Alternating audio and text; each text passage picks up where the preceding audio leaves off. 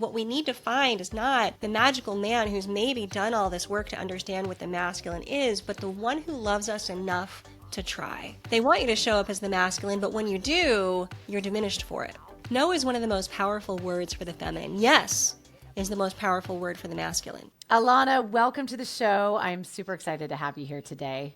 It's an absolute pleasure to be here, Amber. Thank you so much for inviting me. Your whole platform was so on time for the listeners of this show, and especially like your new book that you have out, The Way of the Satisfied Woman, Reclaiming Feminine Power. That's right. She's showing the book right now. So if you guys are not watching the show on YouTube, head over. You can actually see Alanna showing the book. But yes, The Way of the Satisfied Woman, Reclaiming Feminine Power. And one of the questions that we kind of touched on just right before we hit record is because I was sharing with you that a lot of the women that listen to the show are women who are either navigating a divorce or have gone through a divorce. And so I knew that your platform is really right on time and your message is right on time for what a lot of women need to hear right now as they're starting over in this next chapter of their life. And so one of the questions that we talked about is maybe what is the number one myth that women believe or women are sold in a marriage, and why is it important to break that myth as they start this new chapter of their life? Well, first of all, it's tough to think of the number one because there are so many. But if I had to name the one that probably gets in the way of satisfaction and joy for women most, it's going to be that falsehood that our greatest value lies in how much we give ourselves away.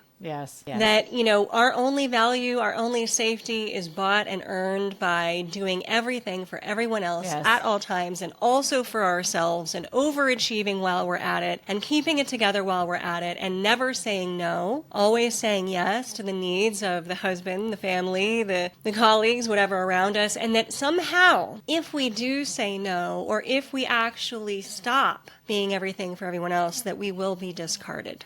That we will be devalued. I think that's probably the number one roadblock. I mean, absolutely. I mean, good God. And I love that, like, the modern day woman, I've talked about this in some of, previous episodes. This has become the modern woman. Where does this come from? Like, at some point, is it just like we talk about our like maternal instincts and like just how we're nurtured and cared? Like, where does this come from? And is it like a pipe dream that we could ever actually, as a culture, as a society, actually break through that myth? Or do maybe the power comes from individually breaking through it and then collectively we break through it, right? But yeah. So that narrative comes from the patriarchy.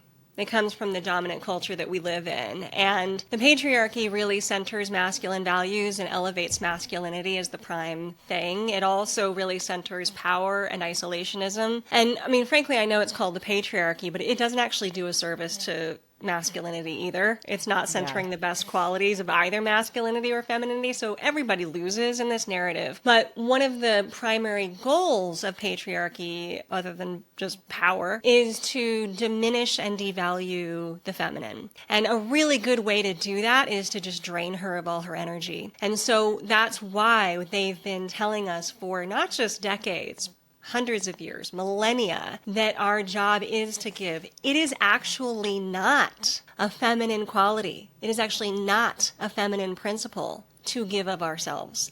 The feminine is receptive. We take in, we receive. And so that idea that we have to keep doing and nurturing that outward expression, that outward energy of feeding and growing, that's actually masculine. So what it's done is it's made ladies, women, feel like we have to man up for the world. We have to don the mask of the masculine. We have to be not only the full masculine for ourselves and for everyone else, we never get to really be in the feminine, which is to be receptive, which is to allow the masculine to do the things, and we essentially are the receivers of that. We are nourished by that. We are enlivened by that. And our joy and our pleasure is what radiates outward and helps our entire community, our family, actually have a sense of well-being. And listening to this, yes, I mean, I know like what comes up for me is I'm like, okay, yeah, that sounds beautiful. But as a single mom, like, what am I supposed to do? What is your advice then to the single mom who knows that she doesn't need to do, or she shouldn't do everything for everybody all the time? She's probably been doing that her whole life. She's probably exhausted, but now she's probably felt that way even when she was married. I know I did. And in fact, I talk about this on the show too. One of the reasons I think I also welcomed that like super mom badge of honor was because at its deepest level, I was actually getting a payoff from that. It was what allowed me to feel needed and wanted. That was my own inner work that I had to do. But now, so I already felt that in my marriage. And then you go and then if you go through a divorce, now you're on your own. And then it's like, okay, well, now I'm stuck in this. Well, I have kind of a two-part answer because I want to speak to the fact that, women are trained to do this very effectively, and it is our value. It is what we celebrate when we become that super mom kind of model. And I don't know if you know this, but men in long-term relationships benefit greatly. They live longer lives, they're healthier, their stress levels are lower. Long-term relationships benefit men wildly so. Not so much for women. Women become more stressed, more drained, more sick. And the reason why is because of this incredible differential that exists, that men benefit from women doing everything, giving everything. Of course they do. Anybody would benefit from another person literally martyring themselves to the nth degree for the benefit of someone else. Wow, how generous, except also how destructive for that individual. So women who are single do live longer, typically, in this culture. I don't think that needs to be a permanent statistic. I would like it. But right now, given the way that our narrative goes and how people typically relate to each other in this kind of relationship, that's what we're dealing with. But I want to get back to your other question. What's the single mom to do? Now, I just want to first say that I have incredible respect, gratitude, and empathy for the single mom. I was raised by one. And I want to tell all of your listeners that it is not easy. And this world was not built for you. We live in a patriarchy that is dominated by a narrative that does not support femininity. It does not support women, and it certainly does not support what is, now the unicorn of the single mother. Think about it, like the option and ability to divorce hasn't even existed for women that long, right? So this idea of single motherhood is a really new phenomenon, and there isn't really a pathway for that. Because we don't have a lot of legacy of like, oh yeah, that's totally how you do it. But this world is also giving us an uphill battle. Because what the single woman, whether she's a mother or not, is required to do in this more masculine-dominated patriarchal culture is uphold the masculine for herself. And if that's not your natural polarity, that's a state of exhaustion. So one of the things that I do in the book is remind women that, look, empathy all around. Please give yourself some grace. This is not easy. We're looking for tremendous change here. The good news is women are the change makers. The other good news is that we can start locally. So I think that we start with ourselves and our immediate surroundings. If your kids are older than, say, 12 or 13, they're ready psychologically to shift into their own polarity and out of, so childhood up to about age 10, maybe even to 12, children are always in the feminine. So one of the agreements that we make as women, mothers, we have to shift into the masculine to protect and provide for the kids. But once they start to grow more into their teenage years, that psychological framework, they're ready to shift into their own polarity. And if there is a young man in the house, ask him to be a little bit more of a doer, take on that role of receptivity for yourself, create that dynamic, and that's going to be amazing training for him, who women are, as he grows up, to help kind of seed the future for a much better place for women. So that's one way. The other way is with friendships. It is with dating. It's with the way you prioritize your self-care. So there are options for single women to downshift into their feminine. Well, I love that we're talking about these options, though, because I think what can happen and I've even found myself saying this, and I know that this isn't the answer, but it's just, as somebody who I think my natural polarity is in the masculine, I am a doer. I think a lot of female entrepreneurs are. I am a doer. I was the person, in the marriage that did everything. In fact, that was like one of our like greatest fights, is I would always say, like, all you do is go to work. Like, that's it. It must be nice. Like, you literally get up, you work out, go to the gym. Everything else, you wonder like where all the groceries come from, how the bills are paid, how the taxes are paid. Like, do you wonder, like, I'm also working full time, right? Like, this is like totally, gee, is this all magic to you? Right. And so now though, like, obviously now that that I am single, I think I have found myself feeling like the only way that I'm ever going to like get out of this, like that just hyper constant, like workhorse mode is if I meet somebody that allows me to be more in my feminine. But I think that is a dangerous like promise to myself because I need to learn how to be in my feminine, just single, right? I mean, and that's hard, right? That's really hard. Yeah, I hate to be the bearer of bad news. Really, look, girl, I was raised in this culture too, okay? I brandished that masculine armor for decades. I get it. I was raised with the narrative that women can do anything, and I believe that. Of course, I reinforce that. I also was raised with the narrative of you don't need a man. I also think that that can be true. Look, women today, one of the great opportunities that we have, and one of the reasons why I think this book is so timely, is that we live in a time that women have choices and opportunity and agency far greater than has ever existed in history. I mean, for goodness sake, it wasn't until 1988 that a woman could have her own checking account without needing a male co-signer. That's wild. I did not know that in my statistic. lifetime. What? Yes. 1988. Women were not allowed to have their own mortgages, okay? What? So we can do everything, and we don't need someone else to do it, okay? So I want to make sure that women know, like, I'm not here, kind of trying to reverse 50 years of progressiveness in terms of women's equality, but I think that psychologically what things I do need. So we don't need a man for his money. We don't need a man for social status anymore. Those things were actually necessary 50 years ago, right? We don't need a man to buy us a house, right? Yeah. Those things we can actually do. But what we're asking for and what we're looking for from relationship is potentially the greatest thing anybody can get from relationship, which is personal growth and spiritual development. And there is only so far we can do that on our own. And I guarantee you, even the person who says, look, I'm done with relationship, I never want to do that again,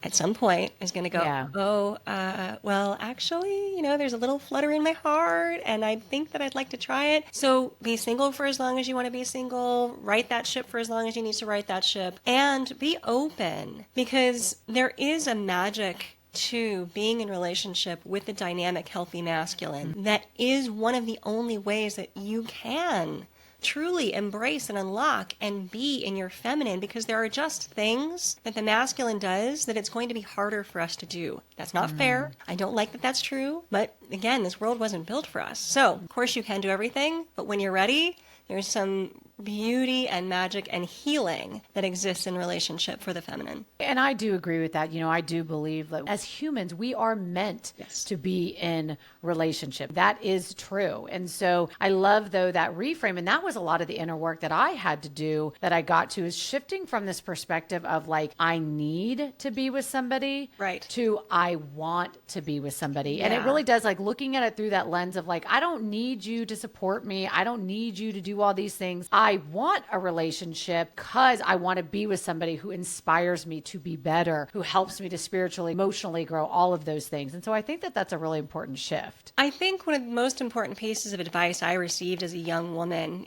was in my early college days, was from the mother of a friend of mine. And she had found her soulmate in her high school sweetheart. Lucky her. So she had this one guy, this one relationship. They were together for decades, and she knew right out of high school that she wanted to marry him and be with him for the rest of her life. Again, this is, bless her heart. I mean, this is the one story I know like that. However, she said, even though I knew that I'd found the one, I insisted on living on my own for a couple of years because I wanted to know that I could. I wanted to know that no matter what, throughout the decades of our life, that I would never feel like I had to stay, that I was locked into a place where I can't leave because of the house. I can't leave because I don't have the money. I can't leave because I can't make it on my own. There's a real sense of empowerment for women when they have that agency of, I prefer to make this work, or I prefer to stay, but I don't need to. Yes. So that's a real sense of power. Yes, 1,000%. I mean, that was such a light bulb moment for me when I was going through divorce and realizing that, because financial stability is a huge piece of, just anxiety and fear for women going through divorce. And, when that moment that I realized, what, I made my own damn money before I was married. I made my own money when I was married, and I'll make my own money again. And so having that kind of taking back that power and that realization is key. Well, and talking about the masculine and feminine, these are two terms I think that if people aren't as indoctrinated into and they don't have like maybe a spiritual foundation, or that's not language that they would normally use. Would you mind, just for the listeners, are you just giving just a quick overview just of the masculine and feminine energy? And then also, like, what are maybe some practical ways that women, single moms, right, divorced moms, can start to step into their feminine on the daily? I know for me, one of like the biggest misconceptions for me is that, number one, I don't think before I really stepped into and really grew my spiritual beliefs, I didn't really understand what being the feminine and masculine energy. I didn't really understand that. But then also, I think I just always envisioned, okay, if I'm going to be in my feminine energy, then I have to like wear pink, and I have to like put braids in my hair and flowers, and I have to be weak. And that's so not my personality. And I know but I think though that again, really what's more so underneath that is again, just on a deep subconscious level, just associating the doer energy with power and strength, right? And so if I'm not doing, right, then I'm weak. And that feels very uncomfortable for me. And so, I would love to just kind of like break down this topic a little bit for the listeners. Yeah. You got it. So good to know. I see that it's the same kind of misunderstanding that we've all been taught about what it means to be a feminine woman, or even a manly man. Like men are given the narrative early on, boys don't cry. Well, boys actually do cry. And women are supposed to be meek and submissive and girly girl wearing the frills and stuff. Like, no, these are part of that patriarchal narrative. Anytime you have femininity being submissive, dismissed, dangerous, that's that you're looking at, the distortion here. We hear a lot about toxic masculinity or even toxic femininity. I don't like the use of the word toxic because it indicates something that can't be fixed. And what underlies some of these energies that we call toxic is actually something really beautiful and positive. So I'll start with the masculine, for example. When we think of, alpha males or masculine men who maybe are really kind of what we hold up as the masculine, we think of their power, their control, their ability to lead, but to the detriment of others. And underlying that positive energy is actually leadership and guidance and extraordinary decision making. But for the healthy masculine, decision making is always to the highest benefit of those involved. So the healthy masculine, yes, can totally make great decisions for a family, but they will always be decisions that are in the highest interest of the family, not just for him. So that's kind of the difference, right? So you can see there's a really healthy underpinning to something that's become distorted. And it's the same for the feminine. So the feminine, our greatest qualities are our intuition and our emotional depth. Now, find me a woman who at some point in her life has never been called crazy. Right. Even by people that love her. Sure, my ex-husband used to call me a crazy bitch all the time. So absolutely. That. And that is something that has become acceptable in this culture because it's a way to diminish and dismiss what makes a woman powerful. And you definitely don't want women to have their power. Right? Yeah. That's dangerous. So any emotional outburst, we even as women have believed that, we're too emotional. We try to suppress our emotions. We try to favor logical thinking and reason because it's more acceptable. But logic and reason are the primary qualities of the masculine. So feeling into our emotions is incredibly powerful. Your emotions, and particularly your intuition, that intuitive guidance, it isn't logical. It doesn't have to be. It's not designed that way. It's your access to something much deeper and much greater. Your unconscious really is where it's coming from. That's going to help you understand and know whether something is right for you and the ones you love or not. And anytime someone tries to override that, whether it's your own internal masculine overriding it for yourself, or your external masculine saying, you're totally wrong, pipe down, you're a crazy bitch, it's disempowering. So femininity, intuition, emotional depth, creativity. The feminine has the power to create something from almost nothing, whether that be literal procreation or whether that be a new idea that no one's ever heard of before that's going to move the world forward in a better way. We can see things that don't exist. We can make things that don't exist. Our joy and pleasure is paramount. Pleasure is key to the feminine. And feeling pleasure, we feel it in our bodies through our senses. So yes, sensual pleasure, I am talking about awesome, awesome sex, but I'm also talking about anything that that brings you a sense of joy or lightness is going to enhance your feminine. So femininity is also wild, it's loud, and it's inquisitive. When you get that emotional hit, or when you feel a sense of your intuition piping up about something, you will not rest. And you know that, right? And you might not know why, but something doesn't feel right here, and you're going to start to question it. And if things don't change, you're going to keep questioning it, and that's going to be perceived as nagging. When what it is this discomfort. Women are like the canaries in the coal mine, where we are going to be the first to recognize, like, something isn't right here. And for the masculine, they love singular direction, continuing on a pathway, reaching a goal, Katie bar the doors, here we go. And any derailment is uncomfortable for the masculine, whereas the feminine lives with and is constantly comfortable with change. So when we pipe up about, hey, something's not right here, this doesn't feel right, we need to change course, the healthy masculine who truly cherishes the feminine will say, you know what, darn it, I liked this course, but I hear you, baby. Tell me what needs to change. And then there will be a course correction. And that's how the masculine and feminine work well in partnership. So I'm like, where does that man exist though? Like, are you like, is that like, they what, do. where do you find, first of all, you had me at direction. I was like, no man I know is going to be willing to just get off direction because I said so, at least without a fight. So I'm like, can you please, is there a group where I can find a man like that? I'm keeping them all in the back. Seriously. Can you bring a few out for me? Yeah, I've got them all right here. Are you ready?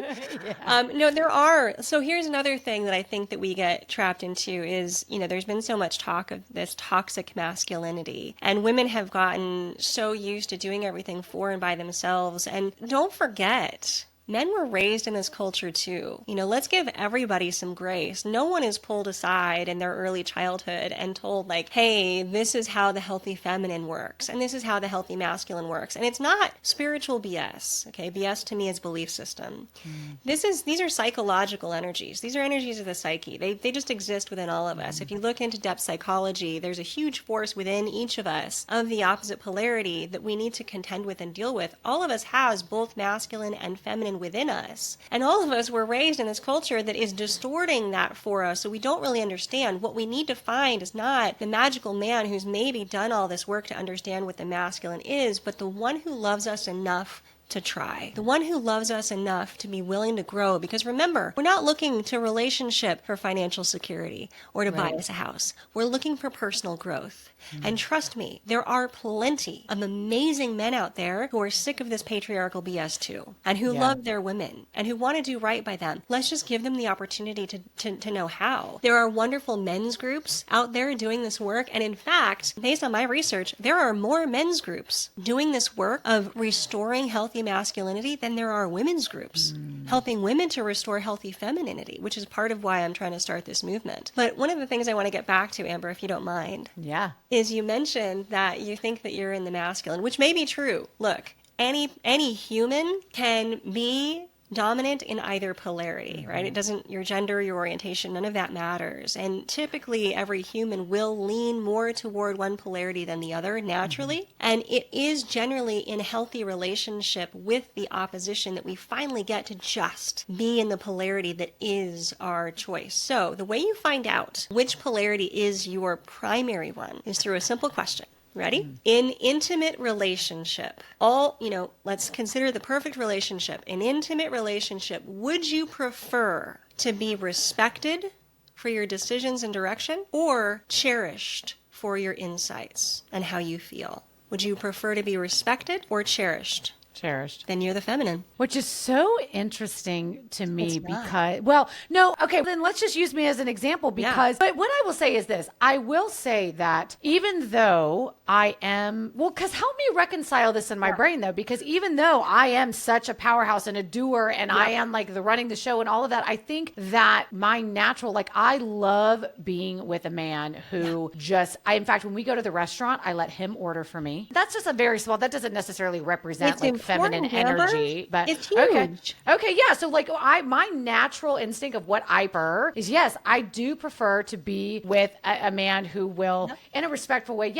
make the decisions of where we're going. He will order for me. In fact, when we walk up to the door, I stop and wait for him to open the door for me. I won't even do it myself. And I think as I've gotten older, I don't look at that as like a sign of weakness anymore. It really, for me, I think why it's so important is I feel like all the time I'm busy taking care of everybody else. And not because I need it. I know how to take care of myself, but Of course. it feels nice sometimes to have somebody hold me, to take care of me, to make decisions for me, because I'm taking care of everybody else. Who's taking care of me? And for a long time in my marriage, I felt that way, that I was taking care of everybody else, but nobody was who was looking out for me, right? So help me reconcile that in my brain though. How is it that on the day in and the day out, I show up the way I do, but really that's kind of fighting my natural. It is.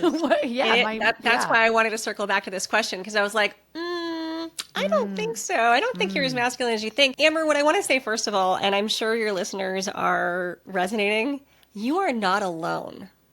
Okay? I've been through the same thing. I owned a very successful business. I was making multi-seven figures. I was the boss making all of the decisions. I had several dozen employees under me. I was a leader, a teacher, a public figure out in the world, and I was great at it, but I was exhausted. And then I got married. And I did the same thing in my marriage. I was the one making the money. I was the one making the decisions. I was the one taking care of him. He was unemployed for a year and a half, leaning on me. So this is a very common narrative. And the reason for it is because this world was not made for us. We live in a patriarchy that wants to diminish and dismiss the feminine. We believe those narratives too. We've been taught that the only way to be successful and achieve in this life is on a man's terms. That in order to be noticed, in order to have value, you need success at all costs. You need to be the doer. You need to be the decision maker. And particularly as a woman, your value comes with how much you can give. This is all, not true. And so what we do, how we respond, even as the most feminine woman, is we man up. We don the mask of the masculine. And it becomes like an armor that we get through life. And yes, we are shining examples of success, but internally we are inauthentic and exhausted. So we need safe places and spaces to return to our femininity, to realize that power within us that is just as valuable as all those masculine attributes, that is just as kick-ass, that is just as viable, accomplished, but in a different way, okay? Now, a woman can do anything, but if she does it through the feminine, she's going to do it differently. So I like to give the example of, motorcycle riding. You want to ride your motorcycle? Do it. You are going to dodge and weave through traffic with more grace than all of your guy friends. You want to fly a plane? Do it. You're going to do it in the sexiest way possible. I mean, it doesn't matter what you do. It matters how you do it. So another example I can give is like one of the ways we've been bullied into being more masculine, because that's perceived to be more valuable, is in the workplace. So if we as women show up in the feminine let's say at a big meeting. And what would that look like though? Just to be clear, like showing up in the feminine at a meeting, what does that look like versus showing up in the meeting in the masculine? If you show up in the meeting as the masculine, you walk in with your pants on, manned up, you make all the decisions, you tell people what to do, you say, nope, we're not going to do it that way, we're going to do it this way, no, I don't want to hear your idea, this has already been decided, tell me the KPIs, your key performance indicators, and when are we going to reach this goal?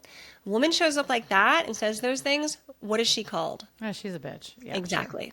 Yeah. So it's a trap, isn't it? Yeah. They want you to show up as the masculine, but when you do, you're diminished for it. So a woman showing up in the feminine to this meeting says, all right, guys, let's sit down and have a discussion. Okay, femininity prizes itself on collaboration and communication. Now, when we look at cultures throughout the world, the way that children grow up and play, an interesting thing happens. No matter what culture they're in, up until about the age of, let's say, 3 or 4, all children play together equally. Like little boys and girls playing together, no problem. But around the age of 3 and 4, they actually self-segregate. The girls play together and the boys play together. And the girls are like running through scenarios. They're communicating with each other. They're playing house. This one's mad. How do we resolve that problem? They're talking through their problems. We have communication, collaboration on our side. It's actually inbuilt within us. So if we show up to a meeting and we try to get collaboration from everybody, all right, what is everybody's ideas? All right, this sounds like a good solution. What do you all think of this? That would be the feminine way to show up in a board meeting. But if we show up and ask everyone else's ideas and go through that process, what do you think we might be called? Yeah, I don't know. What? Indecisive and weak. Oh, I decide. Yeah, okay. I'm like, I don't know. Is this a new Right? term? Yeah. But what that will result in is everyone getting their needs met. It will result in everyone feeling like they're winning as a part of that meeting. It will result in everyone feel like they're collaborating on the solution, and that's healthy. Statistics show that when you give women who own their businesses more money, do you know what they do? They don't keep it. They reinfuse it into their community. Yeah. The community becomes more whole. The community becomes richer because a woman is succeeding. That's how the feminine runs business. That's how the feminine optimally would run a family. That's how the feminine participates in the world. Remember that old saying? My mother used to love the saying, if mama ain't happy, ain't nobody happy. Right. Okay? So a woman's joy actually fosters the joy of everyone around her. Women's joy and pleasure is critical for the joy and pleasure of everyone. What are some ways, though, maybe that single mom can really step into just maybe some simple practices to kind of step into her feminine on the daily? I know for me, one of the biggest ones, and this is, I love that you shared that feminine energy, it connects with creativity, because I can tell you that, and this wasn't even like, I wasn't intentionally saying, oh, I'm going to do this, so I step into my feminine energy. But as a result of me doing this one thing, this is my like creative time, is just carving out more time in the morning where I'm just by myself and I'm just being with my thoughts, with my feelings, and just allowing to whatever come up to just recognize it and think about it. And then this is also, though, this one practice is what's really made some significant changes in my business, because I'm really kind of, it allows me to work like on the business from a creative standpoint, as opposed to constantly in the business, right? And kind of looking at this bigger view. And so that was just one practice. Is there anything else that you would love to share that could be helpful just on a practical level? No, that's actually really great advice. And what I will add on to that is creativity happens when we feel safe and secure.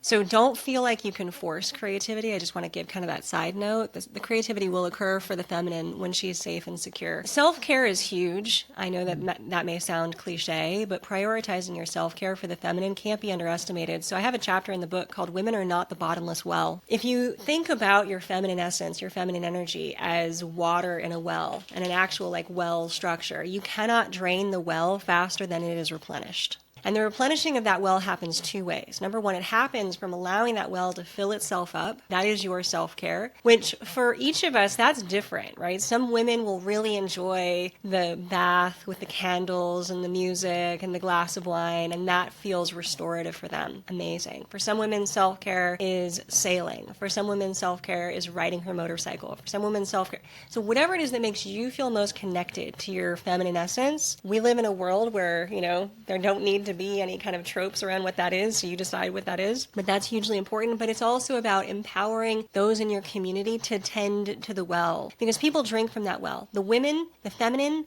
is the harbinger of life force. We literally create life. So whether that's on a practical level as a woman who has children, or whether that's on a more metaphorical level as a woman who creates business or energy in her community, we create life, and people want to drink from that. But we cannot have them drink too much. So other than self-care, which seems like the obvious, of course, that's how you tap into your feminine, I'm going to give you something that, well, we'll see how your single moms react. One of the best ways you can tap into your feminine is by saying no. No. No, I cannot pick you up from 4 soccer practices this week. Right. No, I cannot get up at 5:30 a.m. to take you to swim practice. Oh my God. The moms listening to this, though, are dying, because they're like, what? Okay, what's the alternative, though? That I just don't show up for my kid? No, you actually prioritize the health of yourself as a part of your family. And if you're compromising your own integrity, if you're compromising your own femininity, if you demonstrate to these kids that your value is in overdoing, overgiving, overexhausting yourself, what do they learn about what it means to be a woman? Yeah.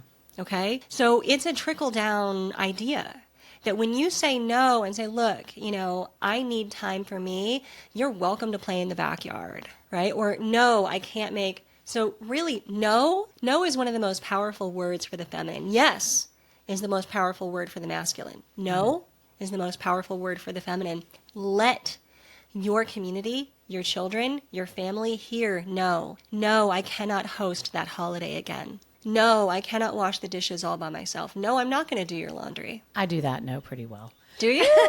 Yes, I actually do. Like my 13-year-old. Well, I'm working on it. I do their laundry, but I don't fold it. I'm like, okay.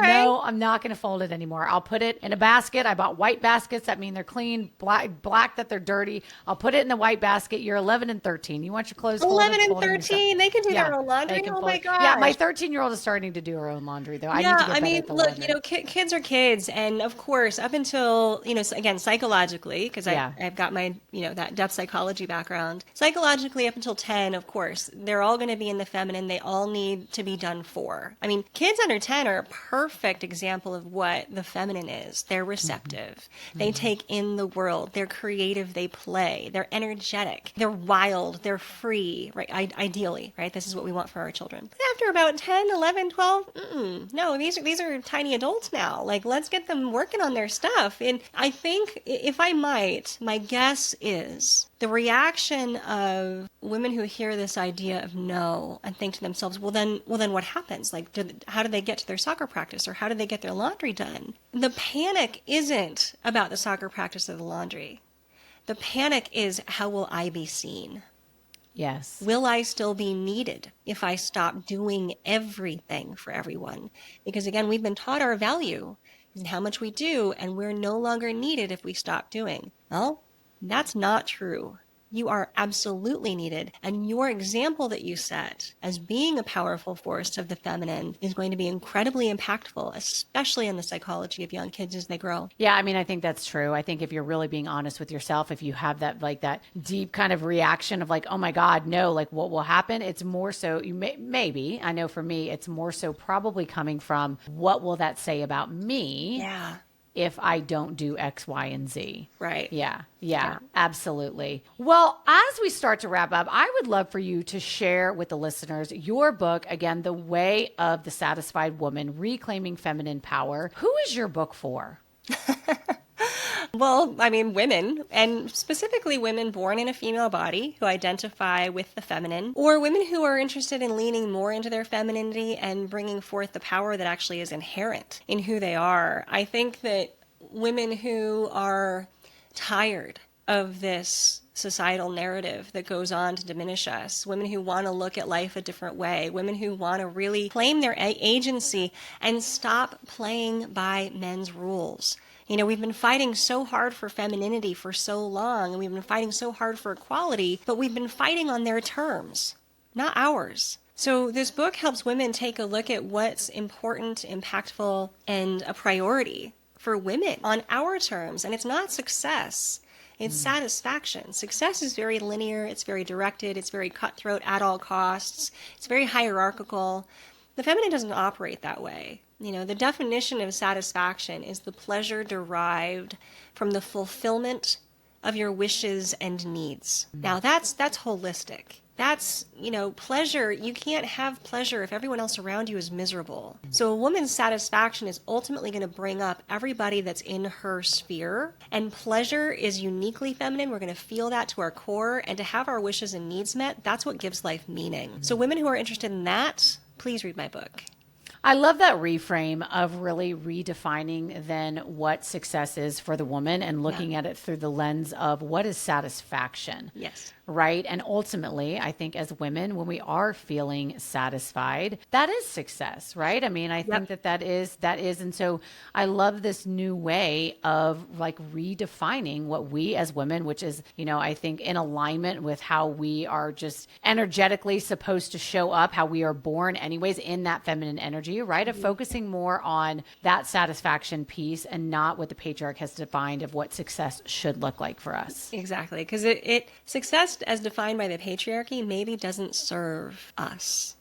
It doesn't serve us. Are you kidding me? This is why we have a culture of women who are burnt out, exhausted, not prioritizing themselves. It's because we are trying to fit into this box that was created by a man. And that is true. You know, even if I think if you're somebody who is not exactly sure about maybe some of the things we're talking about, like feminine, masculine energy and all that, I think everybody listening to this can admit, and if they're being honest, that women do too much these days. And this has just become like the cultural norm. And it's exhausting. I mean, I think we can all agree on that. And it doesn't need to be that way. You know, it really doesn't need to be that way. And there is power hidden deep within you. And there's no reason that you can't have it, especially now. Yeah. Now is the time that we have enough agency, we have enough options, we have enough choices that we can start to make a dent in our own lives. And because we do it in our own lives, that's going to have a spiral effect. It's going to reach out, whether it's through our children who learn from us or whether it's in our communities that benefit from our own satisfaction. Yeah, I love that. Alanna, thank you so much for being here. You guys, again, the book is The Way of the Satisfied Woman, Reclaiming Feminine Power. Where can the listeners find your book, find more about you? Yeah, so the book is available anywhere books are sold. And then they can find me at thesatisfiedwoman.com, where I have online courses and an app for a community of women to start talking to each other about these things. And just for podcast listeners, I have a special page, which is thesatisfiedwoman.com/empowerme, where I'll give you a free download of my book, one of the chapters, as well as a little starter kit to get you started on your path to satisfaction. I love that. Thank you so much for just sharing your wisdom and your thoughts. Pleasure. I really, really appreciate you. And of course, we'll have that link for the listeners in the show notes. So thanks for being here. Thank you, Amber.